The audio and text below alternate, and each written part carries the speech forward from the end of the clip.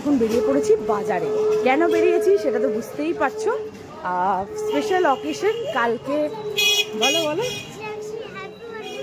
তো কালকে শ্রেয়াংশীর বার্থডে, তার গিফট কেনা হয়ে গেল।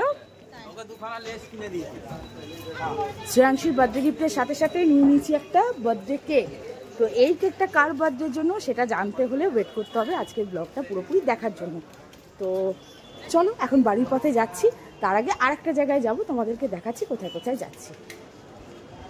তো বাড়িতে এসে একটু বসে রেস্ট নিচ্ছি। কালকের অকেশনটার বিষয়ে কি বলেছি সেটা তোমাদের তো মনেই আছে।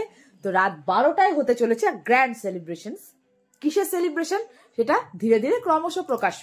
তার জন্য শর্টস গুলো মিস না করে অবশ্যই দেখতে থাকো, আর পাশে থাকো সুরেশ চন্দ্র অদিতি।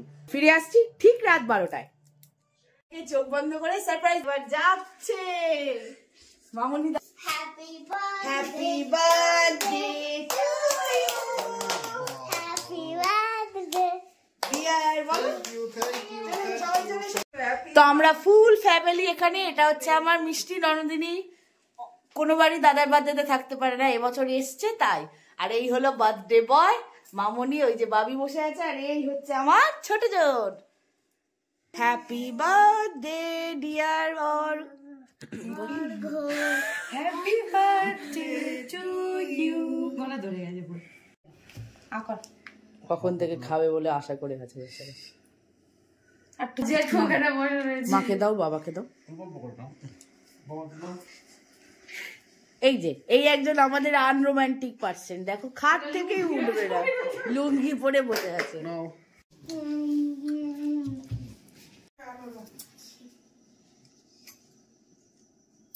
বার্থডে বয় বাবাকে প্রণাম করলো নাকি? এদিকে এসো, এসো। সোনা চেন দেবে, চিন্তা করো। তো আমি এই গিফটটা অ্যারেঞ্জ আজকে করতে পেরেছি।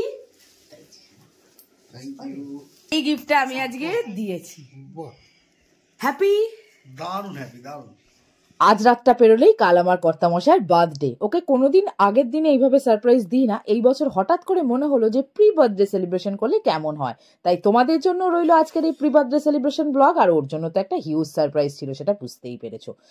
কাল সকাল থেকে বার্থডে তোড়জোড় কিভাবে চলছে সেটা তো সমস্ত কিছু তোমাদেরকে দেখাবো। আর তার সঙ্গে কালকে দুটো অকেশন, কিরাম সাজি, কি ড্রেস পরছি, সমস্ত কিছু দেখতে হলে কিন্তু অবশ্যই সুরেশ চন্দ্র অদিতি চ্যানেলটাকে সাবস্ক্রাইব করো।